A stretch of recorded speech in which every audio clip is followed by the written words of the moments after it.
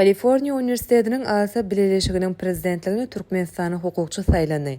Dünýäniň iň awraly üniversitetleriniň biri bolan Kaliforniya Üniversitetiniň Davis Hukuk Fakultetiniň çägine hereket edýän Alsa Advanced Legal Scholar Association Birleşiginiň prezidenti wezipesine şol fakultetde magistrlik derejesi üçin bilim alýan Türkmenistanyň hukukçy Dr. Dowran Orazlyjew saýlany.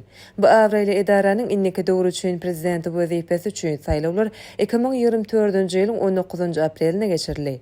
Saýlawlardan öň kandidatlar tezi döwürde özleriniň saýlawçylaryna ýerine ýetirmek isleýän taslamalary barada çykyş etdiler.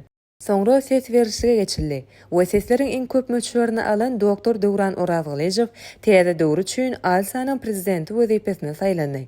Alsanyň konstitusiýasyna laýyklykda tezi saýlanan prezident özüniň administrasiýa bildirmeli. Şeýlelikde tezi döwürde Alsanyň ýollaşy düzümi şeýle kesitlendi. Dr. Dowran Orazlyjew saýlanan prezident, Reuslin Ochengo vice-prezident, Elay Sultan Ahmedi baş sekretar.